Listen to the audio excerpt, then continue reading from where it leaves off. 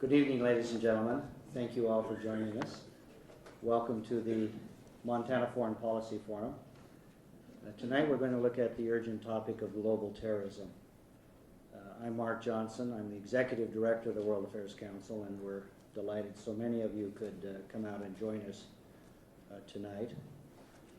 Our distinguished guest speaker is Ambassador Ted McNamara, the Special Advisor for Homeland Security and one of America's leading experts on terrorism, counterterrorism, and weapons of mass destruction. The events of 9/11 have certainly riveted our attention on the problem of global terrorism, and events in places like Bali and Afghanistan and the Middle East, including Iraq, have heightened those concerns. It's important that we discuss the current situation. Our guest will help us better understand what's going on in Washington and what the stakes are for places like Montana. Ambassador Ted McNamara has had a long and distinguished public service career with the U.S. State Department. He was recently appointed Senior Advisor for Homeland Security. And when I say he was appointed, let me clarify that he was asked directly and personally by the Secretary of State, Colin Powell, to take this important mission. Prior to that, he had been a special representative, senior representative between the Secretary and the United Nations dealing with matters of terrorism as the Security Council was debating various resolutions. Previously in his career, he served as a senior director at the White House, at the National Security Council from 1992 to 1993. He was Ambassador at Large for Counterterrorism. He served as Ambassador to Colombia from 1988 to 1991, and previously in his career he served in foreign service posts in Paris and Moscow and in Zaire. So it's a great pleasure to have him here tonight.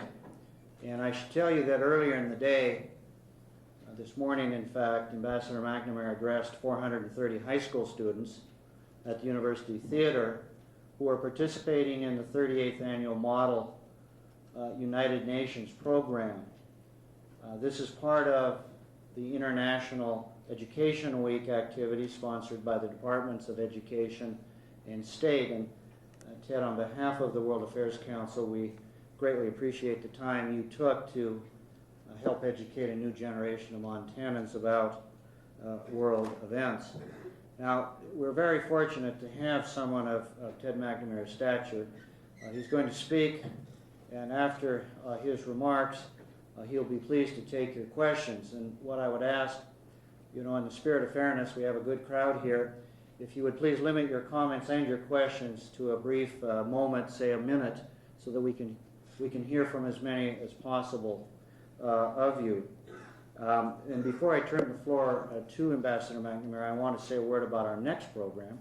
It will occur a week from today, December 2nd, and our speaker will be the Vice Rector of the Diplomatic Academy of Ukraine, Mr. Georgy Komenko, who's going to be speaking on conflicts in Central and Eastern Europe, which I think is a very pertinent topic. December 2nd, 7 p.m. in the Del Brown Room on the other side of the campus in Turner Hall. And before I want to make one other statement. Many of you received a flyer as you came in. I don't know where it came from. That's okay. It's part of the information. And the only thing I want to say is that the World Affairs Council is a nonpartisan information. We didn't provide it. I don't know who did provide it.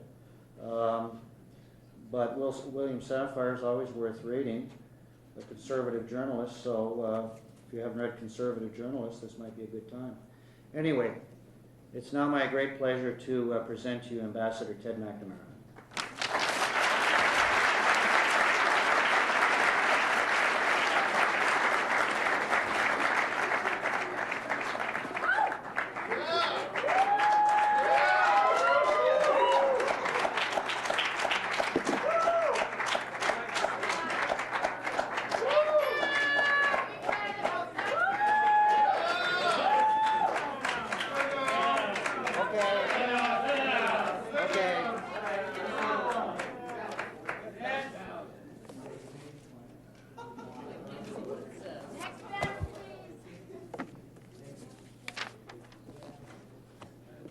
Well, thank you for that very warm welcome. Came with my own flag. Can you all hear me? I was told that I might need to address the... Might need to put the mic up closer. Put the mic up closer, right? Yeah. And now I may have to lower the volume a bit. How's that? Can you hear me in the back? A little higher. Now? Good? Fine. Thank you very much for that warm welcome, and I'm delighted to be here. I'm particularly delighted to be back in Montana. I've spent many enjoyable hours walking the mountains, meeting the people, rafting on your wonderful whitewater rivers, and swimming in the lakes, fishing in the rivers, and now I get to speak to Montanans at the great University of Montana. I want to thank Ambassador Mark Johnson, a former colleague in the Foreign Service, for inviting me, and for all those on the World Affairs Council that have participated in making this evening possible. I'd like to talk today about terrorism at home and abroad, and in particular, given the events of the last week or so, particularly the signing of the Homeland Security Bill today by the President, sort of talk about what, in my opinion, are some of the important events that have taken place in the last few weeks and months with respect to Homeland Security and terrorism and the formation of this new Department of Homeland Security. So let me start by suggesting where we are today on these issues. Starting with 9/11, the country has suffered some tremendous shocks that we're still recovering from. In a sense, however, the biggest shock is the one that arises from all those individual shocks that we've suffered from, namely the shock of vulnerability. Vulnerability is something that this country does not understand very well. We perhaps felt vulnerable a few times, but fewer times and with much less force than as any other nation in the world. We've been protected by a number of barriers over the years and over the centuries indeed. Large oceans, stable borders, long distances between ourselves and our enemies, effective government, a united population, economic strength, and other benefits. It appears that these are no longer sufficient. They now, demonstratively, have weaknesses that we hadn't thought about, or at least hadn't thought enough about before. And now we need to focus on the changed circumstances. And as a nation, we need to determine how to face this new situation. I, for one, do not think that these are huge, insurmountable problems that we face, but they are certainly most serious problems, and they'll require the attention of the country for years to come.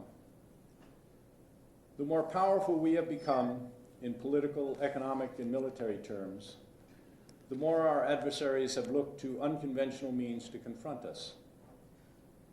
In fact, had we been paying attention over the past 2 decades, we would have seen that the barriers that we've been relying on were eroding against the unconventional threats that we were facing. Frankly, before 9/11, we as a nation did not take the warning signs seriously enough. Let me say that our initial reactions to the horror of the Trade Towers and the Pentagon disasters have been, by and large, a good start. Given the initial shock and the unpreparedness, we've done fairly well in the past year. But we're going to have to learn that facing unconventional threats requires unconventional responses. Just as the Cold War presented new and unusual threats, so also the 21st century will require that we think anew and act differently.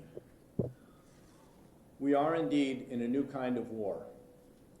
A war as different from conventional war and from the Cold War as those two kinds of war were different from each other. Unfortunately, we have a tendency to declare war in this country too lightly. We've declared wars on drugs, on cancer, on poverty, on crime, on corruption. In Washington a few years back, we even had a war on paper. This kind of hyperbole over time corrupts the meaning of the word and leads to a passivity and even a cynicism about war. I prefer to talk about our current war in terms that will be familiar to anyone who lived in the second half of the 20th century. This war on terrorism is a protracted conflict, a protracted struggle, in which the efforts will not be primarily on a conventional battlefield, will not result in conventional victories and defeats, will not in fact even be primarily dealt with by military forces. Rather, this war, this struggle, will go on for years, probably decades, with different adversaries and with a variety of tools and weapons. The most important tools at our disposal in this struggle will be our intelligence capabilities, our law enforcement capabilities, including judicial, our diplomacy, and in the last analysis, when necessary, military force. Because the threat of terrorism will be with us for the foreseeable future, we need to face this unconventional enemy shoulder to shoulder with all like-minded, committed nations, especially our democratic allies and partners. So what is the threat? In this war, as in all wars, the more we know about our enemy, the stronger we're going to be. And the more we know about our vulnerabilities, the stronger we're going to be. Modern democratic societies are particularly vulnerable to terrorism. The openness, diversity, and mobility of our population give terrorists opportunities to hide in our midst before striking. We live in large urban areas. We congregate in large numbers in public places. We're linked by vulnerable production systems and vulnerable supply chains. Food, water, energy. Our transportation networks, power generating plants and industries can be attacked with potentially catastrophic consequences. Public safety and health infrastructures can be overwhelmed, producing casualties in the thousands or even the tens of thousands. This is the inescapable reality of the 21st century. This is a threat. And this threat from international terrorists is a most serious one. The terrorists are strategic actors. They select the time and the place and the method of their attacks based on their calculation of our vulnerabilities. They won't confront us where we're strong. They will confront us where we're weak or unprepared. They're patient and they're cunning. Today we're confronted by sophisticated, decentralized terrorist networks that are spread across many nations and in many areas of the world. They're linked together by information technology that didn't exist as little as a generation ago. They can use financial networks and ideological supporters in a way and with a facility and a flexibility that was unknown a generation ago. Those same enemies are working to obtain chemical, biological, radiological, and nuclear weapons. They also use conventional bombs and guns, hijackings, hostage takings. At the same time, they're gaining expertise in new techniques, including cyber attacks. They'll constantly seek new and unexpected ways to carry out their destructive mission. Al-Qaeda remains our most immediate and serious threat, despite the damage we've done to their networks in Afghanistan and elsewhere. The recent bombings in Bali, the murder of Europeans in Pakistan, the attack on the French oil tanker, the killing of Marines in Kuwait show that they can still orchestrate, they can still attack, they can still inspire their militants. The modus operandi, emphasizes careful planning, tight operational security, and exhaustive field preparations as prerequisites for success. And they're good at what they do. So what is our strategy? The U.S. strategy must be to confront the terrorist threat, and it involves both offense and defense. The former includes actions taken to attack and disrupt the organizations themselves, to capture and or to kill their leadership.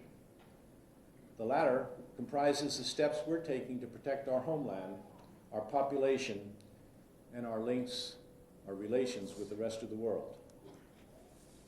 President Bush created the Office of Homeland Security within the White House on October 8, 2001, and today he signed a bill creating a new Department of Homeland Security, both to coordinate the nation's response to terrorism and to develop a national strategy for Homeland Security.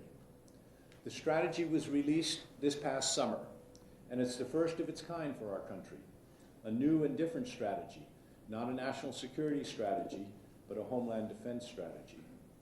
It provides an important roadmap for the government and for the private sector and for all of our citizens to take actions that will better protect America from harm. Key to the national strategy is the principle of risk management. We must assess risk, probability, and consequence, and then act upon that assessment.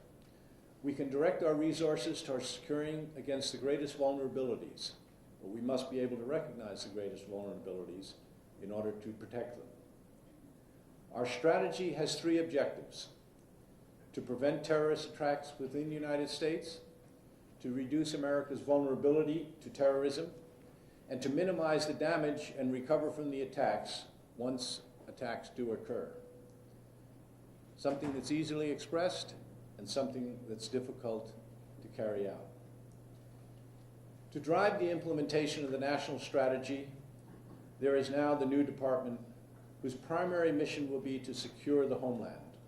And a major challenge over the past year has been the coordination of the efforts of more than 100 federal agencies which have homeland security responsibilities, but none of which has homeland security as a primary mission.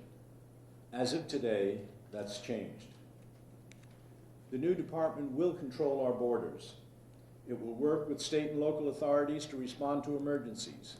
It will work with the private sector, which in point of fact is the primary owner and operator of most of the critical infrastructure that this nation has. It will coordinate research and develop technologies to detect biological, chemical, nuclear, and radiological weapons. And it will also work to develop the drugs and treatments that will protect our citizens before the attacks and after they occur. It will also review the intelligence and law enforcement information from all of the agencies of government and produce integrated assessments of the threat, and will announce those threats to the American public. This represents the most extensive reorganization of the federal government since President Harry Truman proposed and then united our military forces under a single Department of Defense and created the National Security Council back in 1947. And most importantly, following the action of the Congress and of the President, we will now have a new department as we start the new year. Well, I've described the threat and our new reorganization to face it here in the homeland, and I'd now like to turn to the international dimensions of homeland security, which is my responsibility in the State Department to pay attention to that particular aspect, above all, of homeland security. What happens beyond the borders? For all of the progress made at home, and there have been substantial efforts and substantial progress made, our efforts to secure America cannot and will not succeed without international collaboration. No one nation can confront the terrorist threat alone or protect itself through its own actions, and that includes the United States. Our nation is interconnected by financial, transportation, information, and trade systems that go across our borders and go across innumerable other borders around the world. The front lines of Homeland Security begins thousands of miles from our borders. Working with allies and partners and friendly nations in this protracted struggle, we can be successful. Without these allies and partners, we're doomed to fail. This is not surprising. Indeed, no great world power has, since the time of Alexander, as far as I know, sustained a position as a world power without being the leader of a great coalition of nations. In this struggle, our diplomacy is a major part of that first line of defense that I described. Backed by the capability and the will to use force when necessary, we can, in fact, face the threat.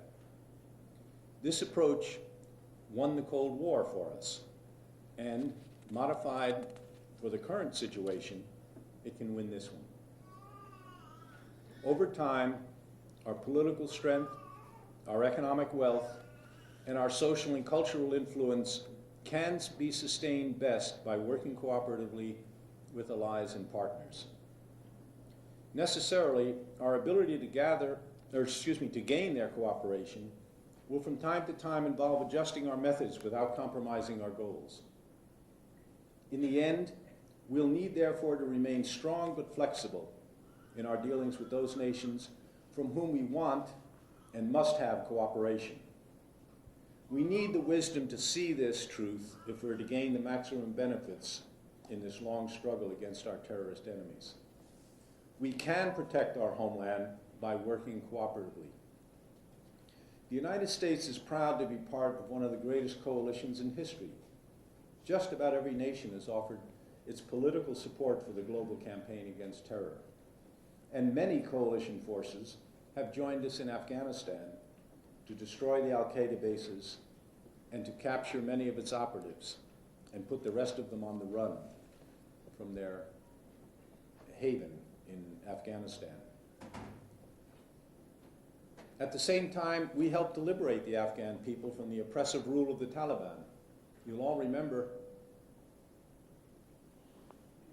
before we went into Afghanistan, that the predictions were that we were going to be dragged into this quagmire. What we found out was that we were being greeted as heroes and liberators as we got in there. The job's not over yet, but it hasn't been a quagmire, and it needn't be. We know how to operate in Afghanistan. We've learned a lot since Vietnam, and we've been in situations like Afghanistan. We did, in the Gulf War, we sent troops in. We sent U.S. forces into Africa, in Rwanda. We sent U.S. forces into Panama. In all of those instances, they were welcomed as liberators, and within a very short period thereafter, we were able to leave behind regimes and social systems that were much improved over what were there before we got there. But we also have to use international organizations to help us in this effort. Organizations such as NATO, which has now expanded its area of attention, not necessarily its area of operations, beyond the traditional NATO areas in Europe, and also the UN. These organizations and others have been critical in creating and sustaining the international coalition that now joins us in this fight against terrorism. For the first time in its history, for example, the United Nations has passed a very broad counterterrorism resolution, which I urge all of you to take a look at, UN Security Council resolution known as 1373, the number that records its sequence in the resolutions passed by the Security Council. What's interesting about this resolution is that compliance with it is required by all UN member states. The resolution provides a legal and political foundation and even a certain moral impetus for the international community to organize itself against terror. It lays the ground for productive relationships among a number of nations and a number of regions and multilateral organizations who can be essential partners in this effort. It focuses on the most important elements of the counterterrorism effort, such as legislation, control of travel documents, control of borders, the control of financial transactions, which the terrorists have used so freely in the past, and other efforts. By focusing on these areas, the Security Council seeks to raise the baseline of capabilities of each member nation to confront terrorism. There are no sanctions included in the resolution, and it's not directed against or at any particular country or region. It focuses on what's fundamental in establishing a sustained effort by the international community. And I want to emphasize that, a sustained effort. By sustained, I mean many years. A sustained effort to raise the capability of all of the nations so that the individual states are more able to respond to terrorist threats against them, against their neighbors, and in their regions. Let me note that we're not asking every country to have the same capability. It's not imagined that Malawi or another small country in another part of the world would have the same capability as, say, a France or a Japan or the United States. Simply that they raise their current capability based on the threat to them and to their neighbors.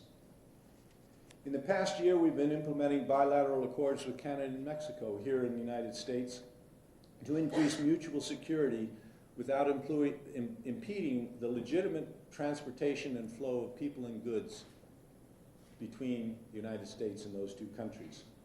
That's important for Montanans. You have a long, unpatrolled and generally wide open border with Canada. In order to keep it that way, we in Canada are going to have to reach agreement as to how we're going to secure Canada and the United States together from the terrorist threat, because those of you who listened to bin Laden's latest tape probably noticed that he included Canada on his target list for the first time. Other organizations, such as the World Customs Organization, is working to protect the flow and transit of goods in the commercial area. Some organizations, such as the International Civil Aviation Authority, are working in the civil aviation area, and I could go on, but I won't. Let me conclude. Our shared principles and our collective security are challenged today by organizations that accept no law or morality and have no limit to their violent ambitions. In the attacks on America, we saw our enemies' destructive intentions. This threat still hides within many nations, including within the United States. No organization has a monopoly on homeland security or counter-terror efforts. In fact, the opposite is true. Only by combining the efforts of NATO, the EU, the European Union, the United Nations, the Group of Eight, and other bodies and organizations, only then can we ensure that we are providing our countries and our peoples with the best defenses and responses to potential terrorist actions.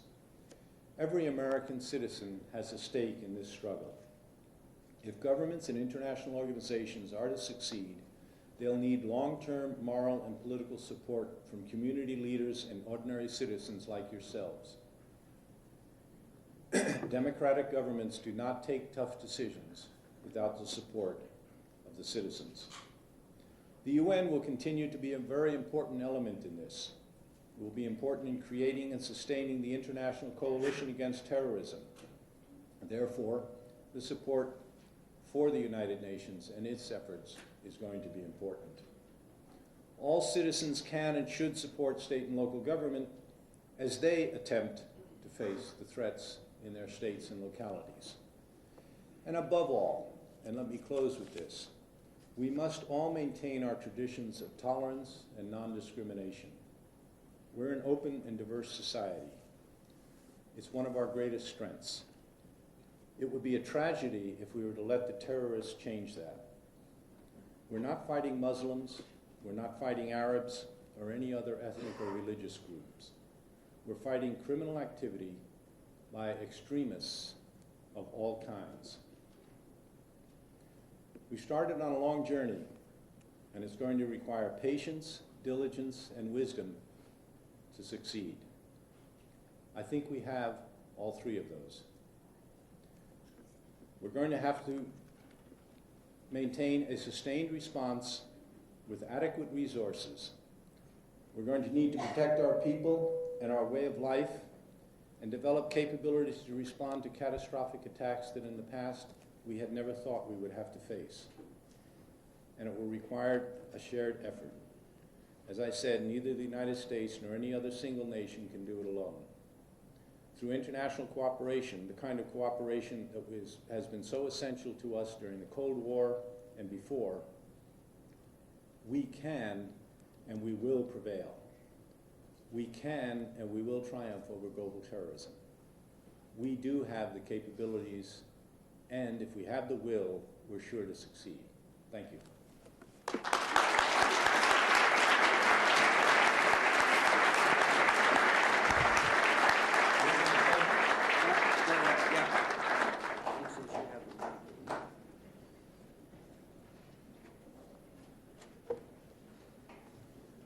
We're not going to open it up to questions. We have one mic, so I'll let Ted keep it. And as I said at the outset, I know I can with you. We could kind of keep our questions short and our comments brief. I'll start right here, this gentleman. We have an estimated 12 million illegal aliens in this country. When is the government going to do anything? They don't seem to care about it. They just say, yeah, they're here. You say you want to close the border or watch the border carefully so they don't let terrorists in. We got 12 million people in here illegally. They can come and go as they please. That's true. That's the problem with having had open borders for the last 25, 30, 40 years, when we didn't think we had a threat. Now we know we have a threat. We know we have to face it. And we now recognize that those borders can't be as open and as porous as they were before. We also know that we've got an economy that would come to a screeching halt if we were to close the borders. It's a conundrum. It's almost a contradiction. But it's not as bad as it looks, I don't think. For one thing, I'm not even sure of the 12 million figure. In fact, that's just a wild guess. It could be twice that, or it could be half that. But of those 12 million, the overwhelming majority are just honest, decent people trying to earn a living here where they couldn't earn a living back home. Considering them as threats is going to actually create a paranoia in this country that would diminish considerably our ability to face the real threat. It seems to me that what we have to do is we have to sort through the problem, not just of those illegals, but there are legal immigrants in this country that we don't know anything about. Again, because for the last 30 or 40 years, we haven't paid any attention to the legal immigrants, or non-immigrants rather, that come into this country, and we don't even know if they stay or if they leave. One of the things that's going to happen that's different from the way things were done in the past is there's going to be, in the future, it's already starting, checking in and checking out, and limitations on how long a non-immigrant can stay here legally without checking in and stating why he or she is still in the country and what purpose they are here for. What that should do over the long term, it's certainly not going to make much difference in the very short term, is give us a better picture. We may in fact know whether there are 1 million, 12 million, or 25 million illegals in the country. But I'm not sure that focusing on the illegals is our greatest danger. There are a lot of dangers, and I'm not saying that there's no danger there. It's simply that we have to prioritize. After all these years of not paying attention to Homeland Security, of not doing things that other countries have been doing. For example, you can't get in and out of France without the French knowing whether or not you're there legally and how long you're supposed to stay before you get out. And if you don't get out on time, then they go get you and send you out. So other countries have been doing this, and they're democracies that have been doing it. We're going to have to learn how to do that. It won't happen overnight, but I think over the course of the next months and years you'll see. In fact, we've already made announcements that, certain foreign non-immigrant individuals have to register with the Immigration and Naturalization Service in the course of the next few months. First time in several generations that that's been done. There are a lot of other things that are, I think, a higher priority than focusing on those illegals. We have much more serious, higher priority threats that we have to deal with. Eventually we'll get to those. And some of the things that we're doing, such as registering immigrants, or non-immigrants, excuse me, from a whole range of countries, will get at some of the illegals, get at most of the illegals eventually. So we're getting there. We've started, but we've got years of work ahead of us to, in effect, fix the last 30 or 40 years when we weren't paying any attention. Yes? Hi, my name is Michael with the Missoula Independent. Oh, no, I was actually, Sorry. Ambassador, I wanted to say that the things that you have said tonight are not surprising to me, in that they seem pretty conventional. If we're looking at ways to find more security to reduce our vulnerability and find wisdom towards that, the thing, and I didn't agree with that, that none of us knew that this was coming. It didn't surprise me when September 11th happened, because in looking at the nature of violence, violence can be seen as a dimension, a last-ditch effort towards trying to live. So when I see the Homeland Security Act and the things that you're talking about here tonight, they're not thinking outside the box. It's conventional. It's according to the prevailing paradigm, which this is not a put down, but we have an imbalance of the masculine and feminine approach to doing things. And there's a feminine wisdom that is not being understood here. And I can see how the terrorists, and they're not the faceless enemy, they're you and me. And I think the test of our humanity, the test of our strength, is not setting ourselves apart from others in any way, but understanding that our security is absolutely part of the strength and security that we provide for the safety of others. And I'm thinking right now of the Palestinians and the Israel, and wondering if we have healed ourselves from World War II, if we have achieved a clarity enough to call for right relationship there, if we are being right in our thinking about Colombia, or whether we are putting forces there to protect the oil companies. I'm thinking about the women in Iraq right now who don't know what bombs are going to drop and if their children are safe. It seems like, and I'm almost finished, sir. You'll take a question. we're waiting for the question mark, yeah. Yeah. So what's the question? It may not be a question, except to what extent is the feminine perspective, the sense that the responsibility that we have for the treatment of those who are most vulnerable among us in the world is integral to our own safety and security.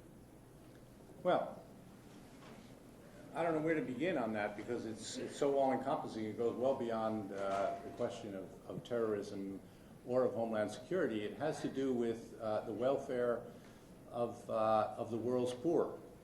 And we certainly have a responsibility, and as a nation, we accept that responsibility to assist the most vulnerable and the most insecure. But the primary responsibility, it seems to me, for the most vulnerable and insecure rests with the governments whose citizens are among the most vulnerable and insecure. It's our responsibility to assist to the extent that we can, that we have the facilities and the capabilities and the resources. But there are a lot of governments around the world, and I've been around the world quite a number of times, who are corrupt enough, unfeeling enough, and unconcerned about the welfare of their citizens, that nothing we do is really going to be very effective in those countries. And that represents a substantial, almost I would say a majority of the governments in much of the world. Not quite, it's a minority of the governments, but if we can't overcome the corruption, and that's a question for each nation itself to decide, if we can't find ways for those governments to be much more effective in governing their own nations, we can't do it from Washington. I mean, that would be to create an American empire that nobody in this country wants and that nobody around the world wants. We can assist, but we can't take primary responsibility everywhere in the world. Now, as far as Homeland Security and terrorism are concerned, we're talking here about criminal actions. And I think one has to make a distinction between searching out what are called the root causes of terrorism and the terrorism itself. The US government, myself personally, fully, as do most Americans, accept the fact that there are root causes of terrorism, and that the root causes of terrorism have to be understood, and they have to be dealt with, or we'll find that terrorism will continue in some fashion somewhere in the world. The real question is whether, while we're examining and trying to discover what the root causes of terrorism are, whether or not we should be passive and not oppose the terrorism and the terrorist acts. And I guess the best way I can describe my own sense on this is to, for a moment, move away from the terrorism and examine other criminal acts that are commonly seen in the latter half of the 20th century and in the first few years of the 21st. And that is genocide. Genocide's a criminal act. It's been practiced by a number of people in the 20th and 21st century, a number of governments. Now, there are root causes for genocide. In some cases it's religious, in some cases it's ethnic, in some cases it's other reasons. I don't remember anybody saying that before we rooted out the genocidal leaders who were responsible for genocide, that first we had to figure out what the root causes of genocide were. So if looking at the root causes is an excuse for not acting to stop the genocide, we'd all say, that's a mistake, that's wrong. Stop the genocide, look at the root causes, and fix the root causes to the extent you can. That's why we went after Hitler. That's why Milosevic is on trial in The Hague. That's why we're looking for Krajnik. That's why there's less genocide being practiced today than there was 4 or 5 years ago.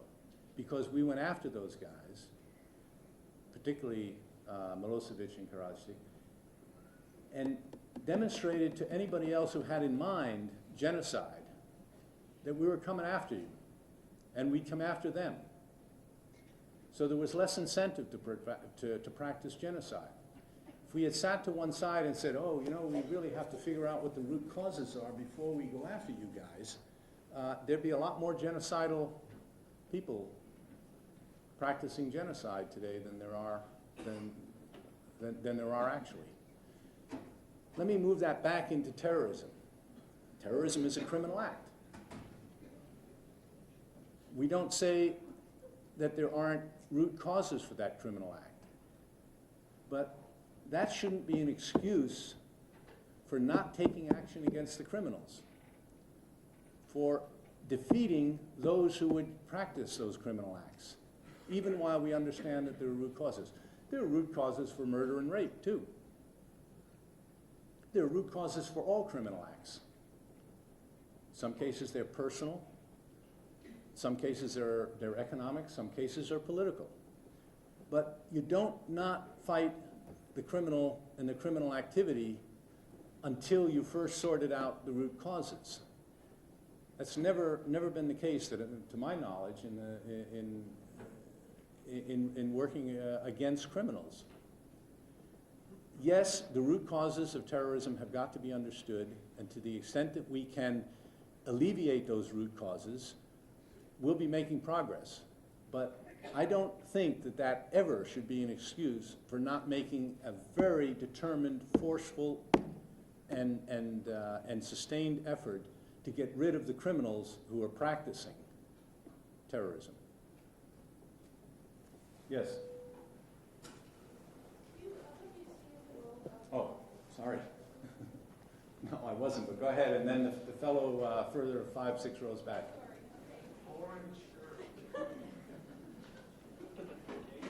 Go ahead. Do you see any role for foreign aid? Could you stand up? I can't hear. Do you see any role for foreign aid in the war against terrorism? If so, what? Yes. In fact, not only in the war against terrorism that began after 9/11, the United States has been working with foreign assistance around the world for the last 15 or 20 years to try and improve the capabilities of a number of countries to face up to the terrorism that's within their own borders. And foreign assistance not directly related to terrorism, economic assistance, social assistance, and other assistance has been going on also, not only by the United States, but by international organizations and other countries. So yes, there is a role for foreign assistance. That foreign assistance needs to be given to improve intelligence capabilities, law enforcement, judicial systems, and other institutional factors in a number of countries around the world. We're doing it. We, in fact, are limited not so much by the money as by the expertise and the experts. There aren't huge numbers of people who are experts in, for example, legislation necessary to modernize governments' abilities to get after terrorists. I went to a country, I won't say which one, their anti-terrorism legislation was drafted when that country was a colony at the beginning of the 19th century. That was the legal basis on which they were going after terrorists. It's absurd that the laws written, in this case it was written around 1812 or 13, were the laws, the only legal basis on which they had to go after terrorists, because for the succeeding almost 200 years, they never passed any counterterrorism legislation in that country. They're now doing that. We sent them some advisors, we sent down some legal suggestions, we had some advisors and legal suggestions from a couple of other countries that had the same language. Spanish was the language. And they're doing a fairly good job in drafting new legislation so that they can confront the terrorists with some modernized 20th, 21st century laws. Those are some of the things we're doing. It will make a difference. As I said, increasing the capability of each country means that the whole world will itself have better capabilities, cumulatively. And if each country can increase its capability a bit, then the United States will benefit, so will those countries benefit. We ourselves had to modernize our laws. The laws that we had, while they were quite modern, didn't address a lot of the questions that were raised as a result of the terrorist attacks of the last year. And as a result, the Patriot Act was passed. The Congress decided that we just didn't have the right laws on the books, and they needed to put new laws on the books. That's true around the world. It's also true with respect to legal and judicial procedures, that many countries simply don't have any legal basis for examining bank records, believe it or not. There are countries that cannot go to a bank and say, we think there's a criminal activity being performed at this bank in the transfer of these funds, and we want to look at the records. The bank says, no, sorry, you can't look at the records. You don't have any laws that say that we have to show you the records, so they don't show them the records. That kind of outmoded legal system has got to be modernized, or that country is not going to be able to face the terrorist threat. Yes? Got a brief comment and a question.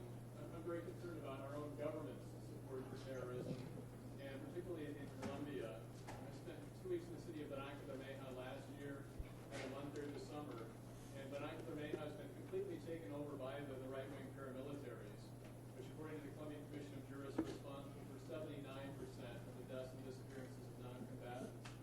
The local military and police there in Barranquilla did absolutely nothing to prevent that takeover, nor have they taken any effective action to remove the paramilitaries from the city. Last year I accompanied leaders of a peasant organization. This year I spent a month accompanying leaders of the Coca-Cola Workers Union there. And members of both those organizations have been threatened by the paramilitaries, and that's why they've requested international accompaniment, because the paramilitaries are less likely to act in the presence of international witnesses. Excuse me, could I ask what the question is? I'm getting to the question. I listened to you very carefully. I'm getting to the question. On February 15th of 2000, you testified in Congress in favor of a massive increase in U.S. military aid to Colombia. In your testimony, you said that the paramilitaries, quote, do not depend on government support. They are independently organized and supported. Human Rights Watch and Amnesty International have extensively documented the close relations between the Colombian military and police and the paramilitaries. The people that I've spoken to in Barranquilla said that the military, the police, and the paramilitaries are all one and the same.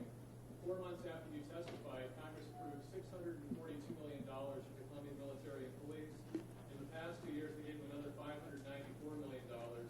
As a result of your efforts, my friends in Barranca, Yolanda, Jacquelina, William, Juan Carlos, and others are now at greater risk of being killed by the paramilitaries.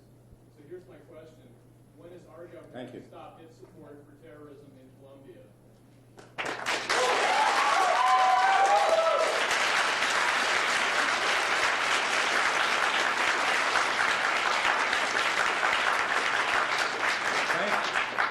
Thank you very much for quoting from my testimony. I don't have a quote here, but what you didn't quote from my testimony was that I said that the paramilitaries were outlaw organizations that had to be dealt with and had to be destroyed if Colombia was to ever find peace. That the Colombian government, until that time, had not really faced the problem of the paramilitaries in a manner in which they ought to. I agree, the paramilitaries are a plague on the country, and the paramilitaries have got to be taken care of. And whether or not they represent 50 or 60 or 79% of the human rights violations in Colombia is a matter of some dispute. But they don't represent all of it. The terrorism in Colombia practiced by the paramilitaries is in fact matched by the terrorism practiced by the guerrillas. The guerrillas go in and destroy towns and kill and murder mayors and citizens in those towns in much the same way as the paramilitary do. The fact is that both of those organizations, the guerrillas and the paramilitary, are terrorists and have got to be gotten rid of. Let's not pretend that either the paramilitaries or the guerrillas are democratic forces. If anybody thinks that letting the guerrillas take control in Colombia is going to produce a democracy, or letting the paramilitaries take control in Colombia is going to produce a democracy, they don't understand those two organizations. The government of Colombia is a weak but functioning democracy. If we desert the government of Colombia and let either the paramilitaries or the guerrillas take over, or the worst situation, let them fight it out, we're going to find that Colombia is no longer a democracy and is probably no longer going to be a functioning country. It's a very difficult and complex situation in Colombia. I spent a lot of time there. I spent a lot of time working for peace in Colombia, and so has the government of the United States. Now, you may disagree with the policy of the United States as to whether or not it's being effective, but to think that just the paramilitaries are a problem and the guerrillas are not an equivalent problem is naive. Now, I don't want to go on too long. You asked the question, when is the United States going to stop supporting the paramilitaries and sending military assistance to Colombia? We don't support the paramilitaries. And the assistance that we're sending to Colombia is to keep a democratic government and a democratic system in Colombia, which is in our interests. It's in the interests of the Colombian people. If political power in Colombia grows out of the barrel of the rifle, whether the barrel of that rifle is held by the guerrillas or by the paramilitaries, it's not in the interest of the people of Colombia, and it's not in the interest of the people of the United States. Thank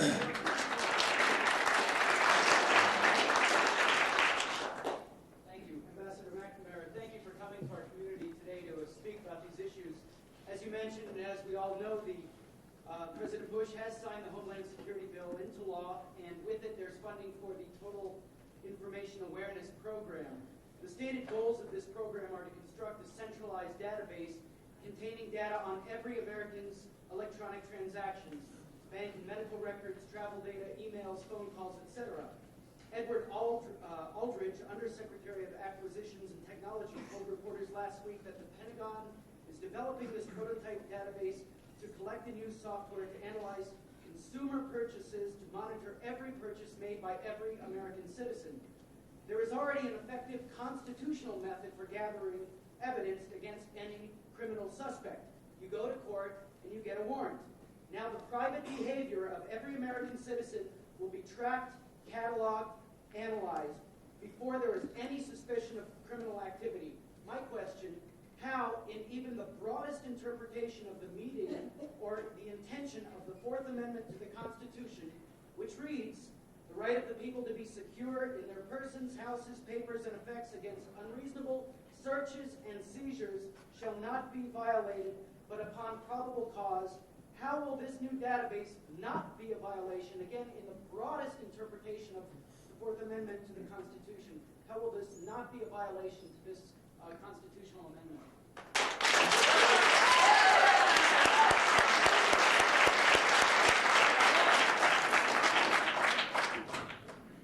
The shorter answer is there's no way it won't be a violation of the Fourth Amendment. It was a stupid program. It should never have been thought up. It should never be implemented. And it's been, the proposal for that program has been denied any funding, and it's dead.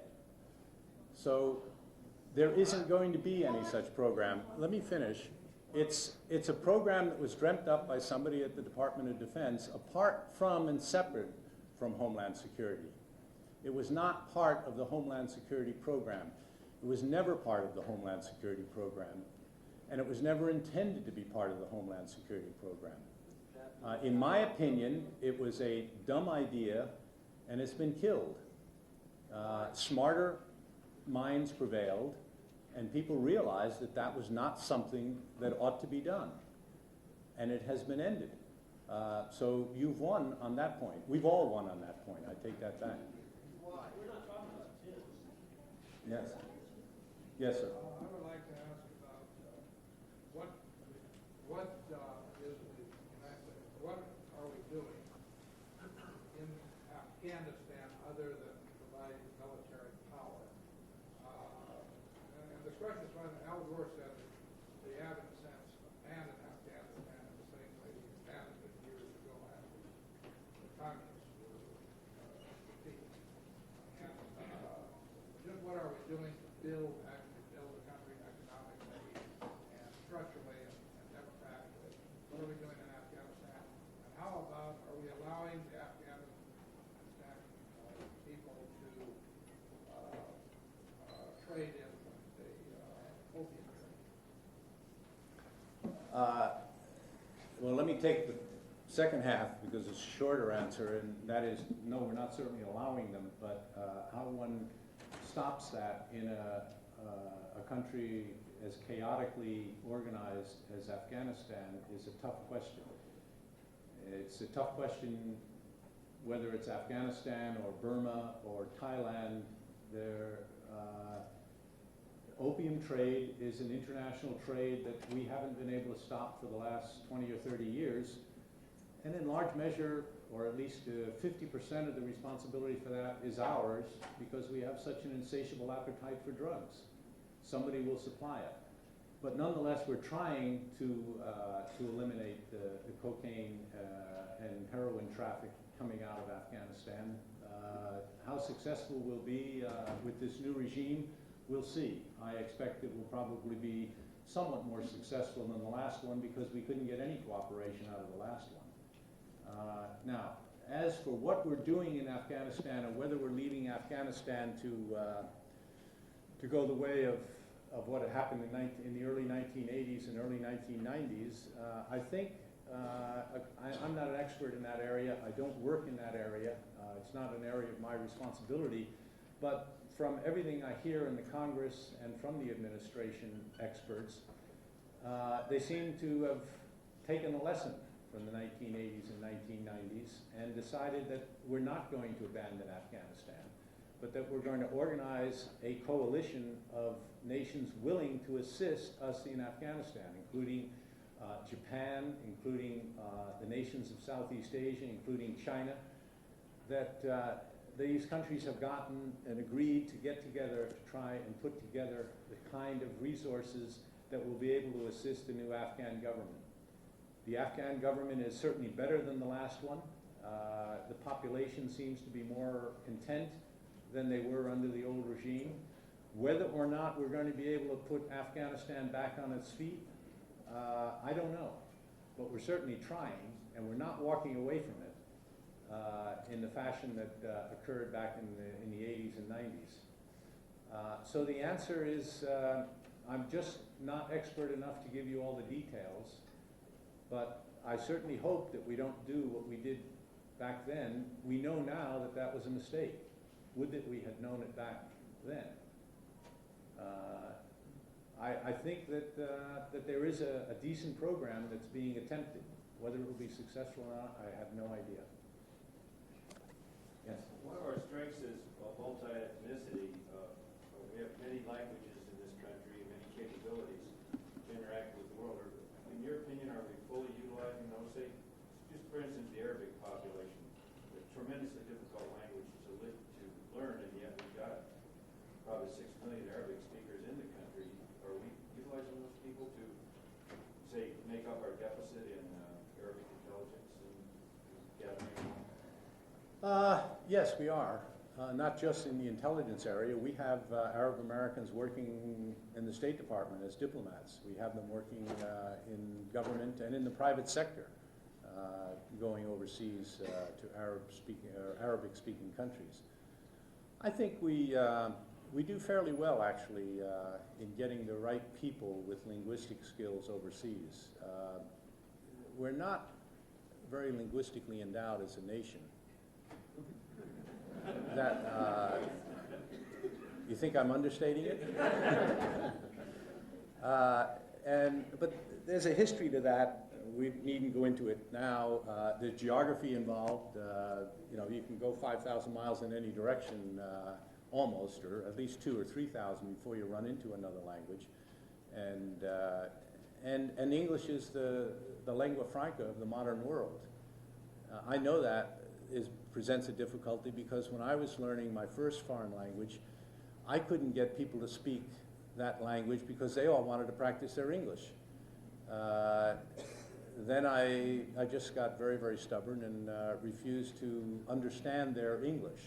And they found it was easier just to use Spanish as a language. We learn languages, though, and in our diplomatic service, it's been my experience that the average American embassy is linguistically better capable in any given country around the world than any other embassy in that country. There are a few exceptions. The people with Slavic languages, such as Poland, Czechoslovakia, they do better in Russia and Moscow than we do. But other than those with Slavic languages, we had the best language capability of any embassy in Moscow, with the exception of the other Slavic countries. And yeah, I think we do a fairly good job. But you can't order people to do things they don't want to do, and Arab Americans have a lot of other desires besides going to work as interpreters for the U.S. intelligence services. By the way, since it hasn't come up yet, let me mention, because I do want to say this, each time I say it, I get usually some quizzical glances from the audience, and that is that I've often sort of speculated on why did it take until 2001 for 9/11 to occur? Why didn't it occur 10 years before or 20 years before? And there are a lot of reasons for that. It was very, not that the extremists weren't trying to get in here to bring down either a trade center, which they tried in '93, or some other spectacular terrorist event. We should take note of the fact that the Arab American community has been one of the great bulwarks of defense against Arab terrorism in the United States. The Arab American community is very loyal to this country.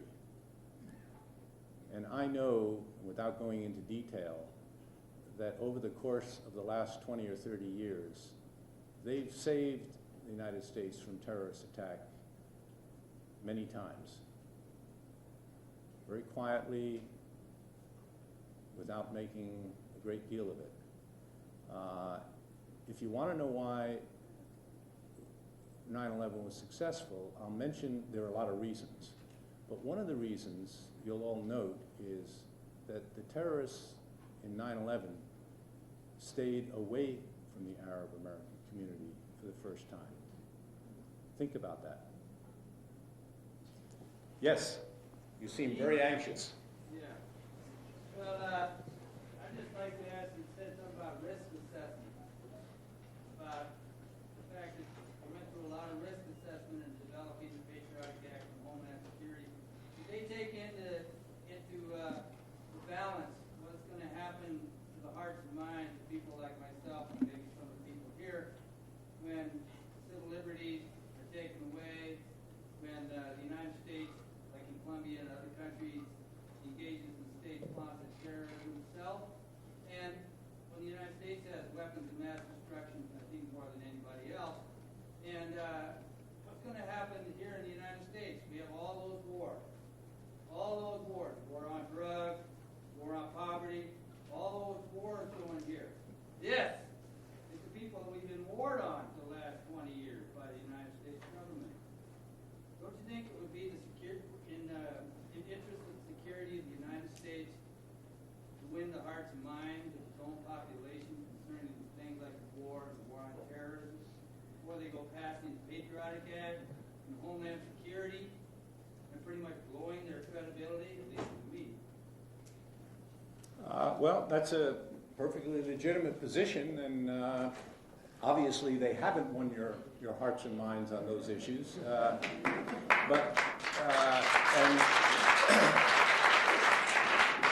And others, but frankly, I've got an opinion. I'm an American citizen, and I think it was a good thing that we passed the Homeland Security's bill. I don't think that it does infringe on our basic liberties and rights. I think we're going to come out of this much better off than we are right now if we can contain and stop the threat here in this country. And it is a real threat. I mean, there is a real possibility of weapons of mass destruction being released in the United States sometime in the not very distant future. Is it going to happen? I can't say. I certainly hope it doesn't, and we're going to do the best we can, and I think all Americans are going to try and do the best they can to see that it doesn't happen, but it may happen. And one has to defend against that. I mean, the Constitution, as I think it was Oliver Wendell Holmes said, the Constitution is not a suicide pact.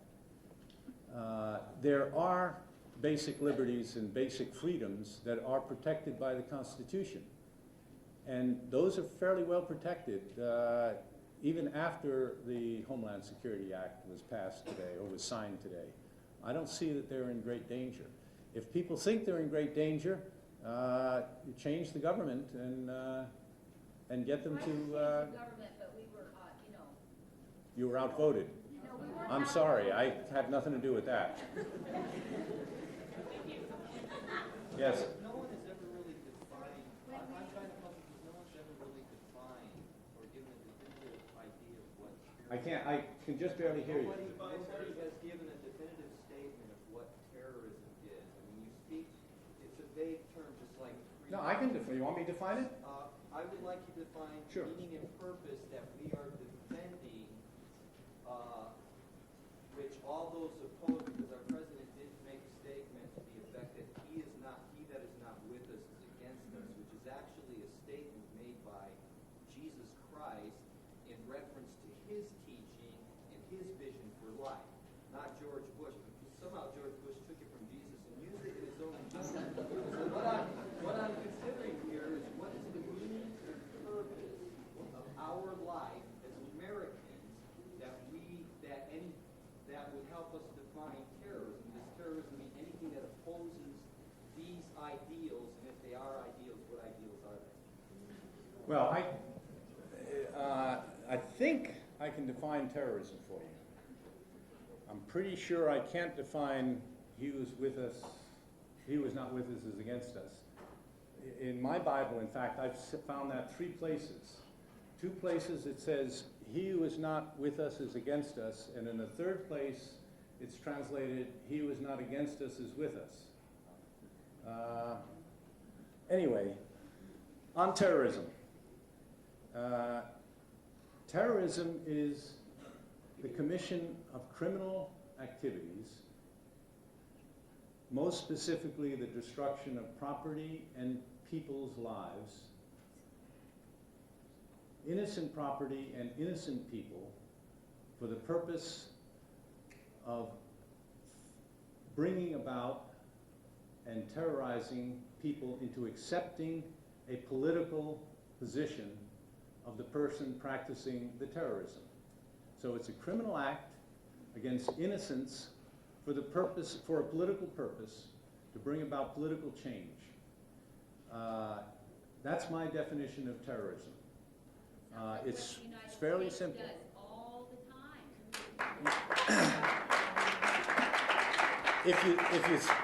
If you think the United States practices terrorism by deliberately killing innocent civilians, I think you're wrong. I think this is a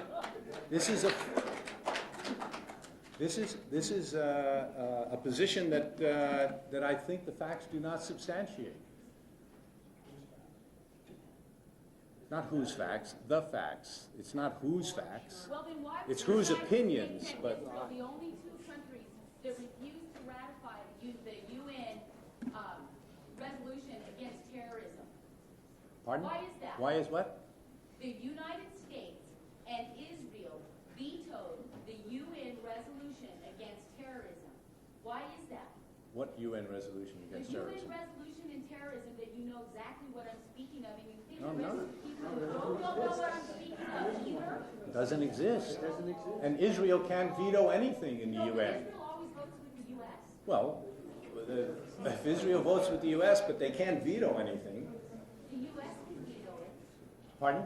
The U.S. can veto it, and I don't believe that we have ever vetoed a UN resolution on terrorism. I think they did. Well, show it to me. I'd be delighted if you could show it to me, yes. Thank you. Thank you for coming, and I have a quote that I'd like to read first before I ask my question. How long is it? And the quote is by this law. Yeah, how about this side of the room? The quote is. Okay, Can I next. finish, I'll be over please? there next. Thank you. Remember our ground rules here, folks.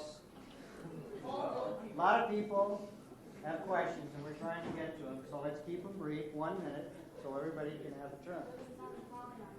Okay, the quote is by this honorable young lady. As for America, I say to her and to her people only a few words.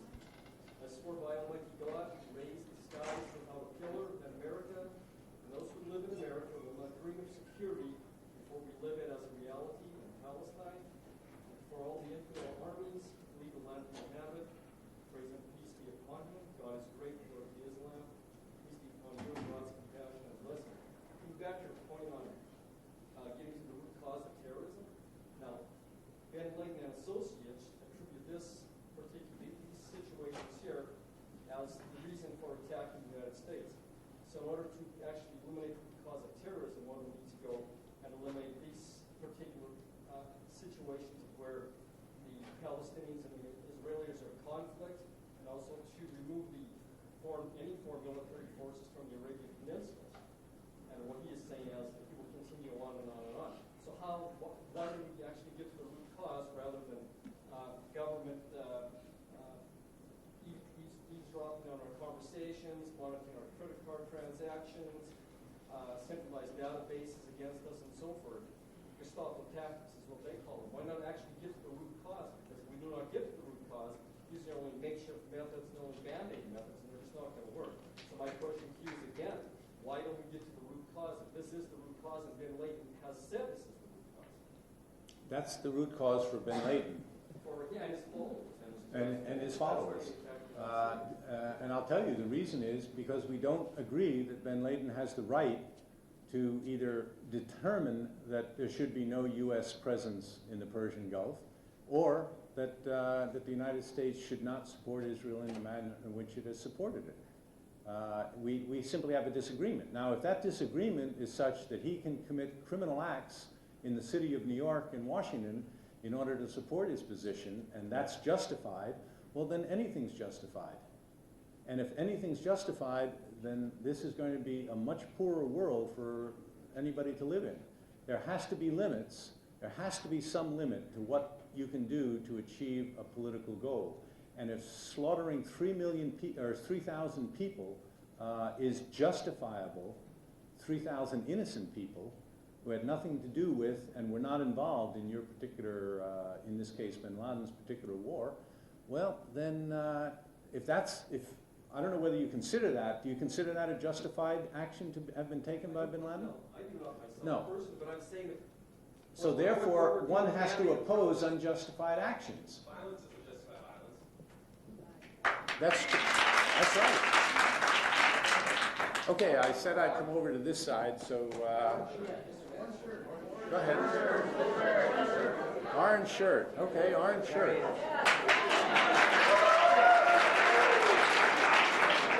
Thank you, Mr. Ambassador, for being with us tonight. It's a provocative discussion, and I appreciate you being here. I hope you're safe. Your travel back to D.C. is safe. You hope what? I hope that your travel back to Washington, D.C. is safe. Yes.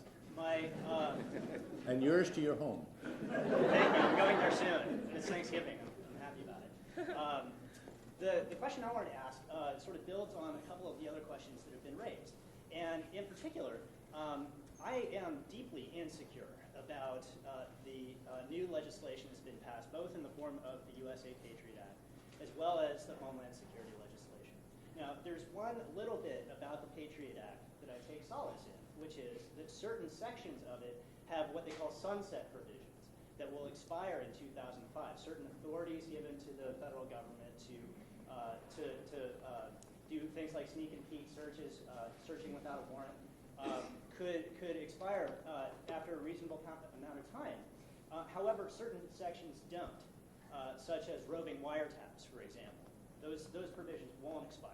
And so that gets me to a question about your statement relative to the protractedness of this struggle against terrorism. You told us that terrorism will be with us for the foreseeable future. And that concerns me because it suggests to me that the administration has no end game in sight. I'm wondering, relative to the root causes of terrorism, what strategy does the administration envision to restore the security of American citizens, both from external threat as well as domestic threat from our own government? If the U.S. government is part of the terrorist threat to its own citizens. That's not what I'm saying. What are you saying? You're saying the U.S. government is a threat to its own citizens. No.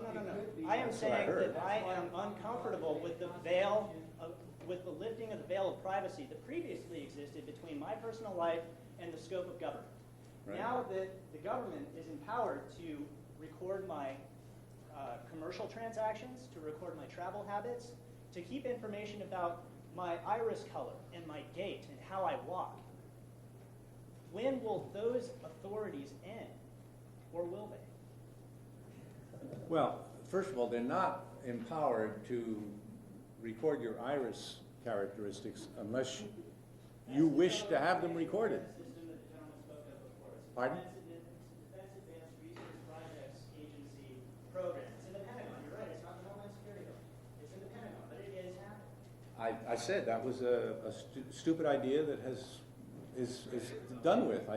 You won that argument. Everyone won that argument. So I don't know. I mean, if that's a problem, that problem's been taken care of. Now, if it crops up again, you and I can join hands and we'll try and knock it down again. I don't think it will show up again. That Pentagon program is dead. Well, you should have been reading the newspapers. It was in, okay, it was in the papers before I left Washington. It was announced that that program is dead. No, Poindexter's, yes, Poindexter's programs. And it was announced by the Secretary of Defense. Sorry. Will the war on terrorism end? Pardon? Will the war on terrorism ever end? Will it ever end? Yeah, sure. There's been wars on terrorism before, and they've been successful, and the terrorism has ended. And I think this one will. When? I don't know. How can I tell you that? We've just started it. No, I can't give you an end game on this one. I'm sorry. And anybody who gives you the end game on any war, whatever the war, is deluding him or herself as well as you. Because when you get into this, you can't tell what the end game is. Yes. This is bullshit. You haven't called on one woman since we've been here.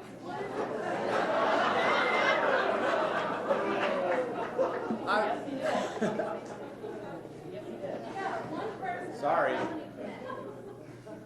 You suck.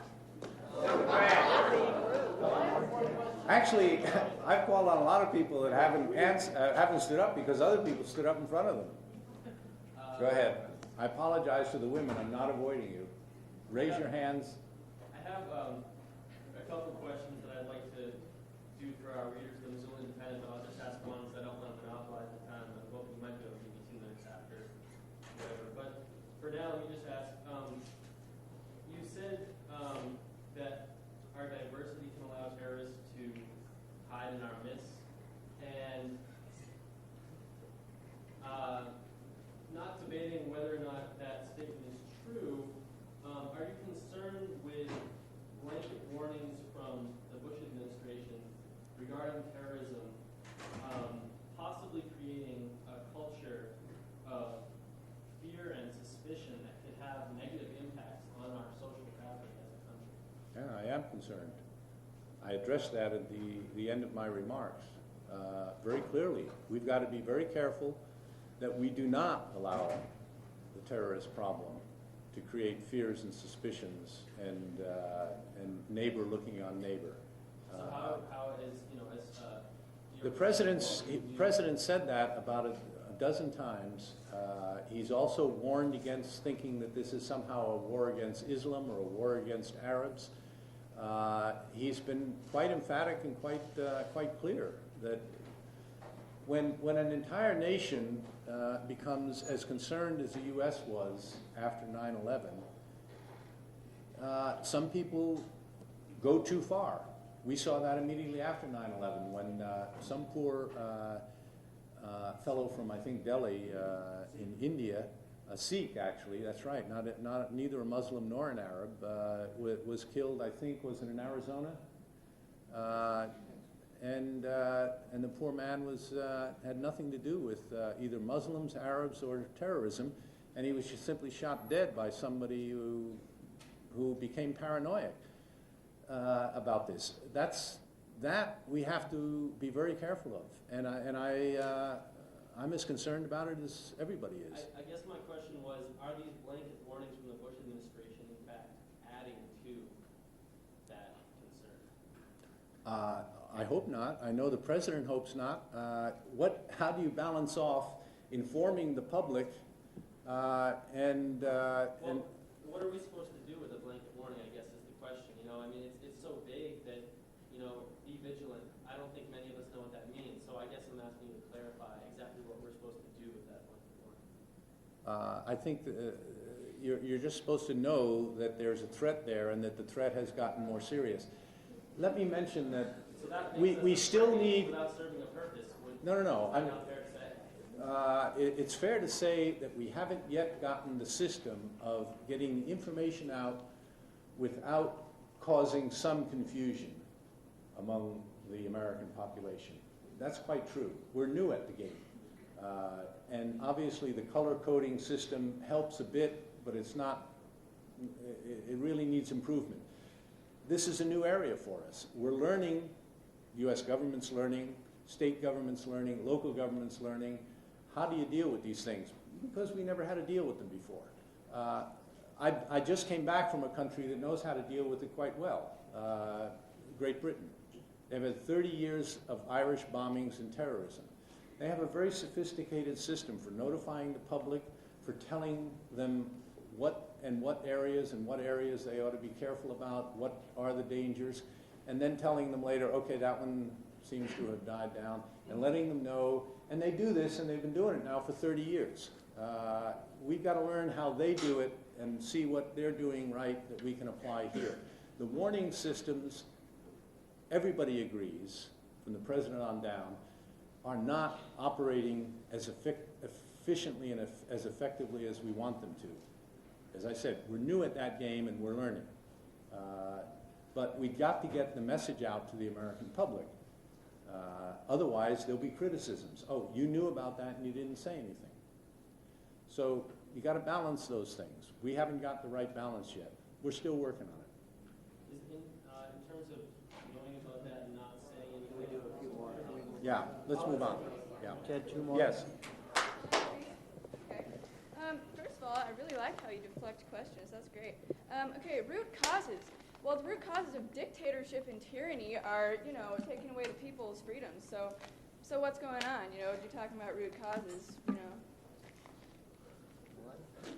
Root causes of dictatorship and tyranny. I don't know. What's going on? Okay, no. Listen to me. The root causes of dictatorship and tyranny happen when people have their freedoms taken away, which is what you're talking about doing. So I feel more threatened by the government than I have by anyone ever in my life. Absolutely. That's because you live in Montana, not in Los No, Angeles. actually, I've lived in California, I've lived in Montana, I've been all over the world. Excuse you. Yes. I was pleased to hear some of your remarks about wars that we declare wars too lightly. And we seem to declare wars that are unwinnable, like the war on drugs. Returning to Colombia for a moment, I don't think any of us who have kept up on Colombia are unaware that the guerrillas, the FARC, also commit atrocities. And in between are the poor people who just would like to tend to their crops, which our tax dollars are destroying in our war on drugs. And that these millions or billions, I've forgotten, figures get so big, that we are sending to Colombia go for arms and poisons that kill people, destroy their land, and I don't care which side, every one of my tax dollars that goes to Colombia is a form of terrorism for some poor person in some poor village who's caught in the middle.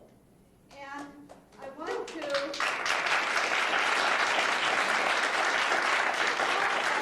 I know that you cannot be unaware that we continue to operate what is now euphemistically called the Western Hemisphere Institute for Security Cooperation, I think, better known as the School of Americas, which has, thank you, or School of Assassins, to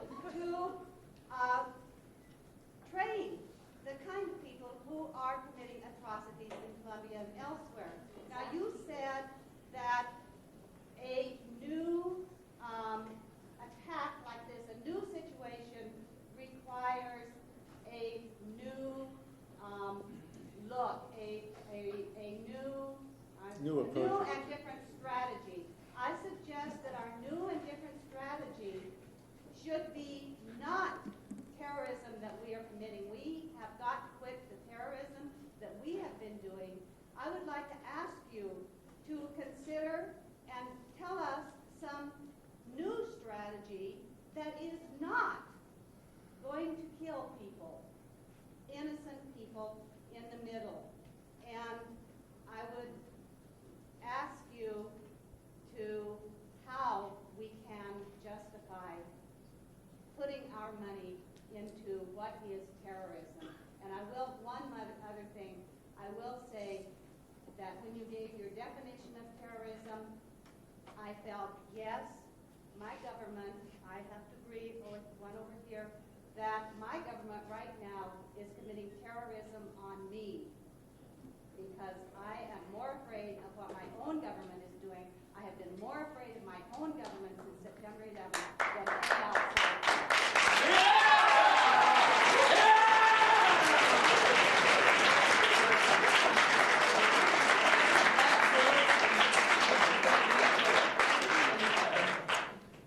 Well, let me conclude by saying I disagree.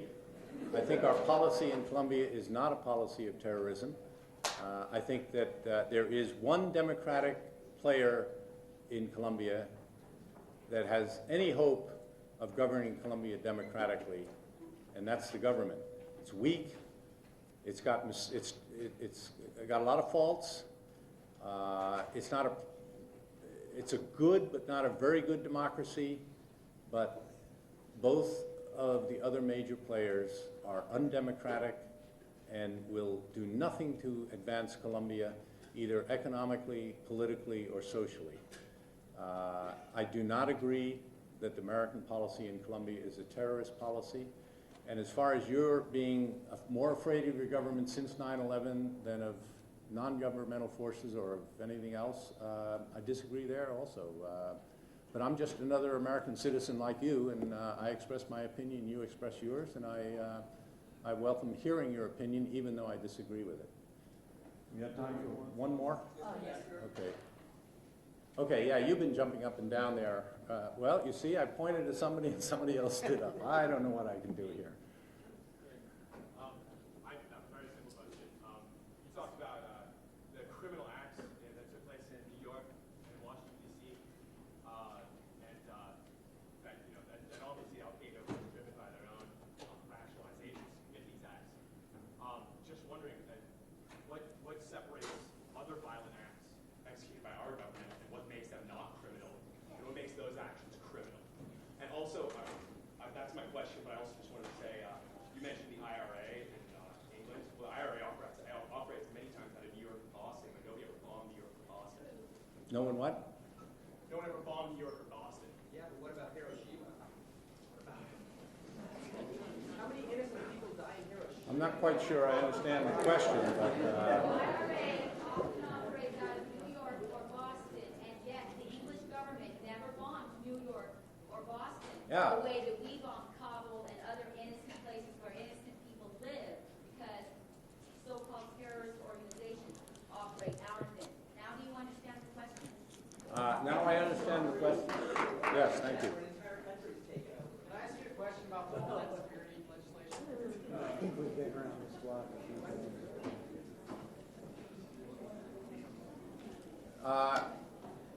That's it? Yeah. Way to go, Senator.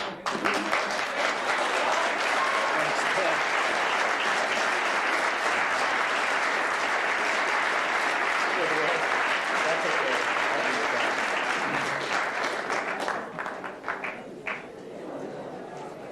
Well, thank you all for coming, and those of you who are still remaining, let me remind you of our program next Monday. The Vice Rector, oh, thank you. The Vice Rector of Ukraine. And as you're finding out, let me remind you of something else, and that is what Mike Mansfield said. This is a Mansfield type of moment.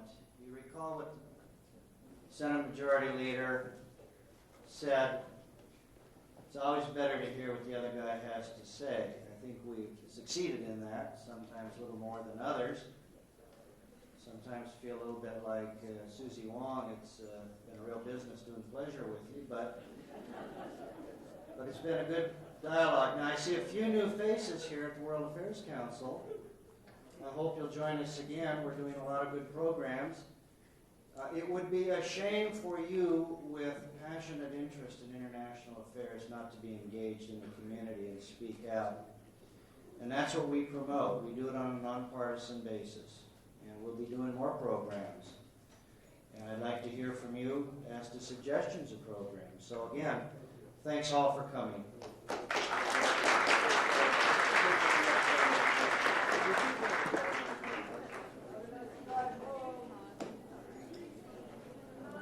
All right.